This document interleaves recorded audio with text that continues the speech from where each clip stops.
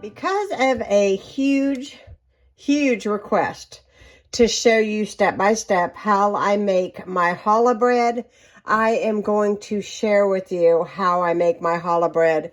Absolutely step by step. I am going to video the entirety of the whole thing. So I have a cup of warm water here. And I'm going to tell you that one of the things I learned is do not let your water be too hot. It needs to be where you can put your finger in it. Almost like a baby's bottle. If you drink it, it's not going to burn you. That's pretty much how I measure the temperature of the water.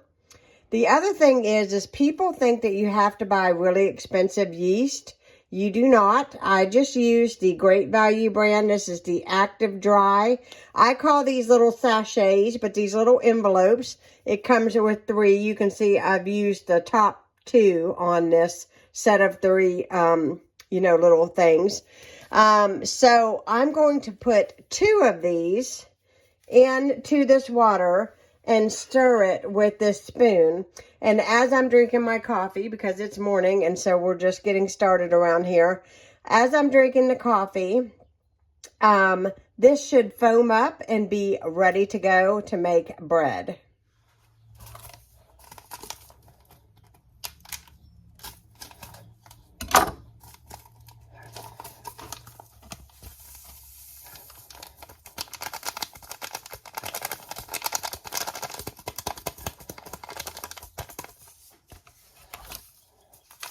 That's one. Now I'm going to add in a second one.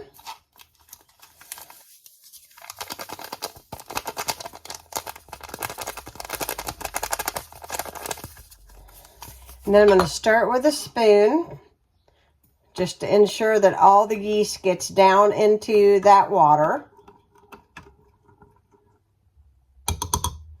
Make sure nothing's stuck onto the spoon because you want all that yeast down in there. So just kind of take my finger and just kind of make sure I get it all incorporated down in there.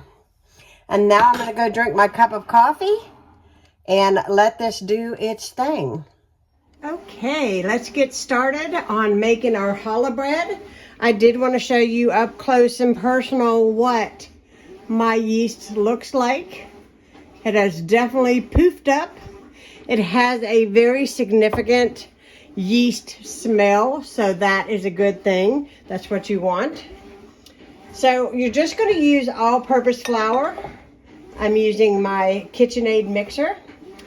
I start with 4 cups of all-purpose flour.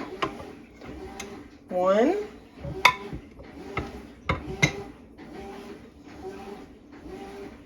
2,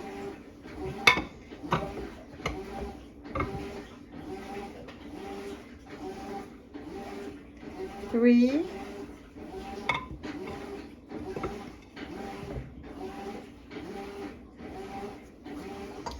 and 4. The actual recipe that I will link down below for you, it actually calls for 4.5 cups, but I always start with 4 cups of flour. I'm going to make a well in the middle of this flour. Okay. And to this flour, I'm going to add in 1/4 cup of sugar.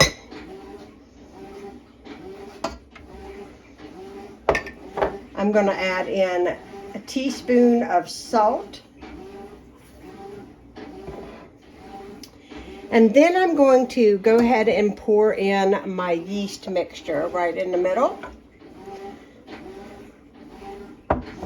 I'm also going to add in 1/4 cup of oil. You want a mild oil, or, like I'm using a vegetable oil, but you can also use canola. I'm just going to pour in what I have left in my bottle.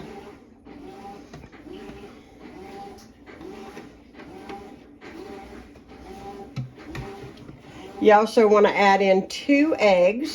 This is 2 whole eggs with the yolks. 1,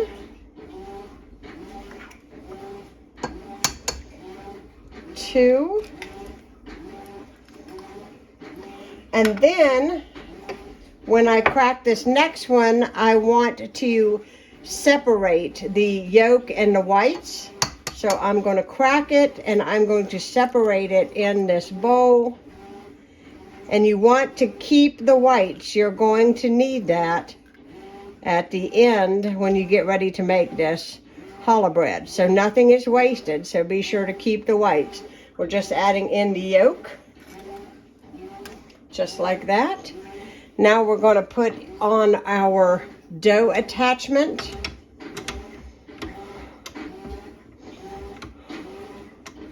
Hopefully.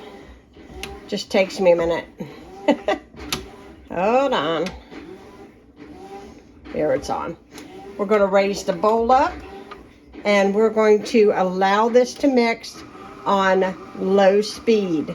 I don't go any more higher than the second notch on my KitchenAid. You just want to let this KitchenAid do its job. Please forgive the background noise. I am washing clothes. It is a very real day here today at the Kinzer household. I'm trying to get caught up on some laundry and do some video in. I've just got a large list of things that I'm trying to accomplish. And you know, it's real life for you all to watch today. So all you're going to do is let this mix really slowly, and I promise you that it will come all together. When it all comes together, I will come back and I'll show you what it looks like.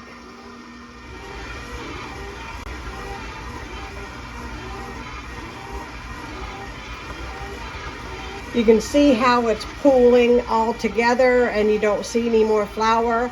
Now, sometimes on occasion, the flour will stick on the side of the bowls and you'll need to take a spatula and just scrape your sides down just to make sure that all of it gets good and combined. Now, looking at this, I'm thinking that it needs just a wee bit more flour. It's a little bit too sticky. As you can see here, it's just a little too sticky. So I'm just going to add in just a little bit more flour. Not a whole lot, just a little bit.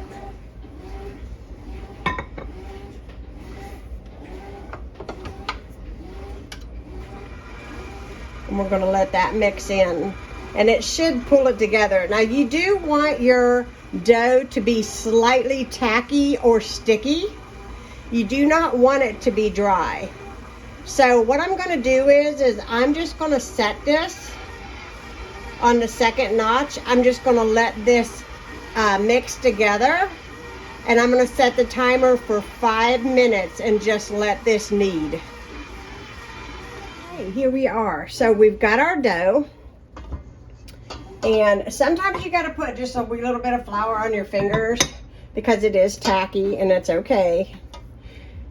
You can see it's sticky. No harm. We just want to get it all off the dough hook right there. I'm going to set it back here. And now I'm going to get a little bit more flour. And we are going to pull this dough out of here.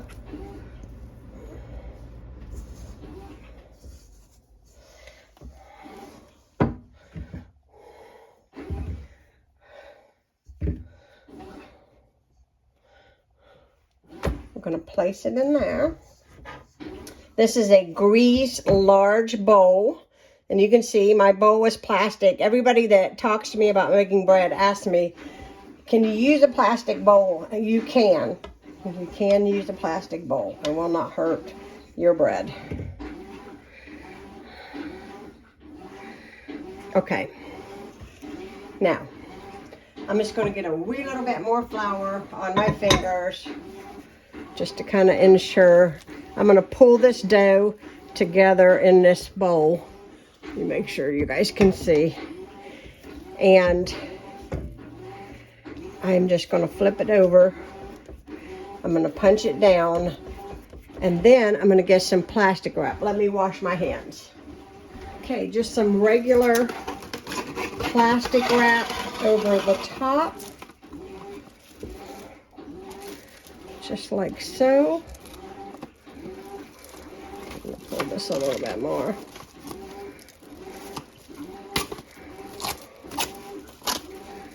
I hate plastic wrap, but it does come in handy.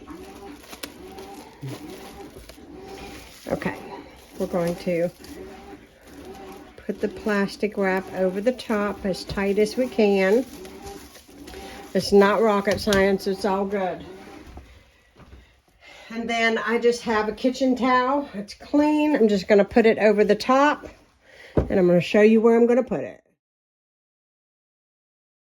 We are back. It has been exactly like an hour and a half, and I want to show you how much this has risen. Can you see that? That is perfect. Now, I could leave this to rise even longer, but it doesn't need to. This is plenty. It's doubled in size, and that's what you want. So basically, all I'm going to do is take the plastic wrap off, and I am going to, I don't really mess with the dough too much. So what I'm going to do is I'm just going to lightly, see how easy this is to move around? Okay, I'm just going to take it and move it onto the surface. And this is the surface that I'm actually going to bake this challah bread. Now, in saying that, challah bread needs to be cut into three parts. And weigh it just to make sure that you have it even. I never go that far with it, but you can do that if you want to. So, knife, it's pretty tacky, and that's okay. That's what you want anyways. It's going to make a really good challah bread, and it's really easy to fool with your hands.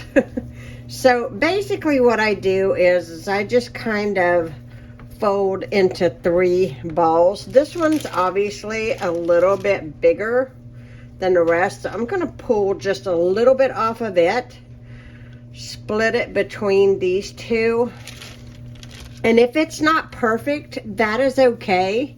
So what I do is I just kind of make it to where it's nice and smooth. Okay, I'm going to do each one that way. Like I said, they're not going to be even in size all the time, but if you want to take the time to weigh it and make sure that each section is equal, you can do that. I don't go that far with it because I think it comes out beautiful either way. I just make sure that my dough is nice and smooth. That's what I want. Okay. So here we are. We got three round, smooth balls that are about the size of my hand. Now what we're going to do is we're going to take each one of these and we are going to make a snake. So I just kind of pull and squeeze because it's sticky. It doesn't really roll out, I don't think, like, you know, like you would take Play-Doh and just roll it out. It's not necessarily going to roll out that way. So I just kind of play with it a little bit. It is going to shrink back in, but that's okay because the elastins will relax in your dough and it'll be just fine. Now we're going to do this last one. I have a piece of parchment paper down on my cookie sheet here. This is my Stone Pampered Chef. Now, with the parchment paper, oftentimes it doesn't want to lay down, it doesn't want to stick, so it looks kind of funny because I put just a little bit of water underneath so it would stay in the pan. So once you get, let me try to straighten this out. Once you get your three long strips like this, you're going to conjoin. What I'm going to do is I'm going to bring it up here a little bit further on the paper, each one, to be, you know, so that they meet up on this end.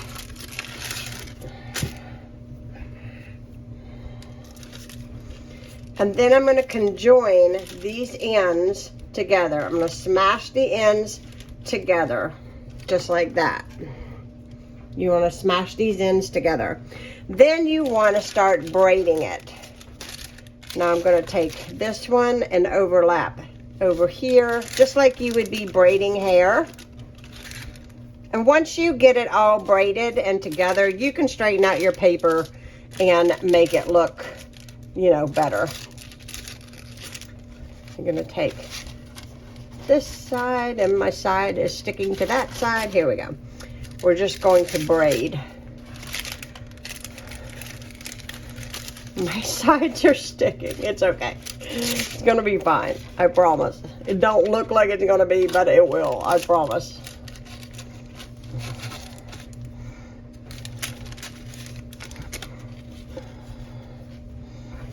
And then you're going to bring this side over. And then you're going to conjoin the ends on the other end together. So you're just lacing them together. It's not rocket science. Even if you didn't want to do like a braid, you could just twirl it together if that's easier for you. Now, what I do is I pick up my challah bread and I just lay it sideways on my pan so that it'll give it just a little extra space when it's baking. Let me get it arranged. And we're just gonna let this rest. Now, as this is resting, it's gonna rise a little bit more, which is what you want. I'm gonna go ahead and preheat my oven to 350 degrees. And we will be right back. Oven is preheated, and as you can see, this has risen a little bit while it's sitting out. And you know that egg white that we kept? You're going to brush it on to the dough, and this will ensure that it'll get nice and brown and beautiful on the outside.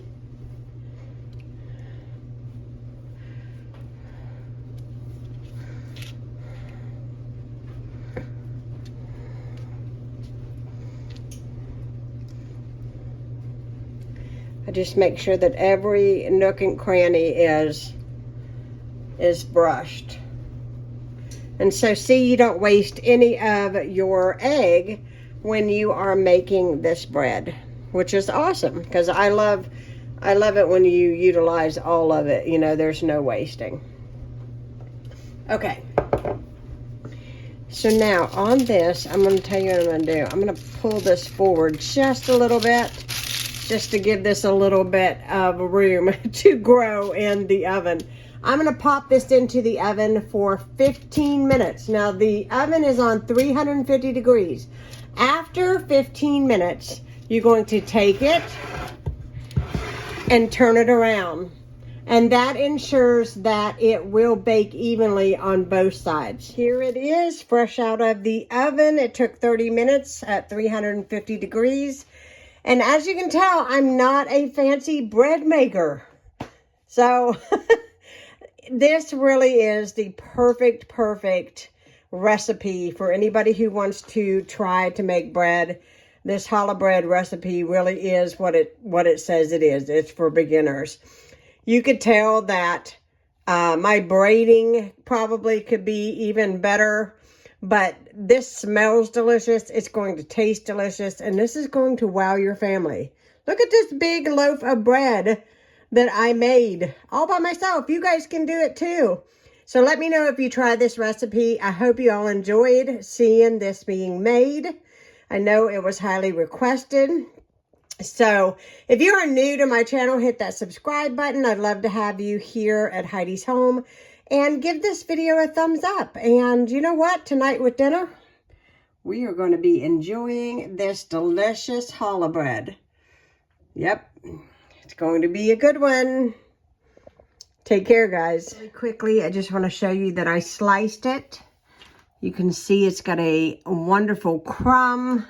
It's still really warm. I suggest letting it cool completely, but if you could smell this, you could understand why I need a little slice of this. It is heavenly. And I hope you all enjoyed this video.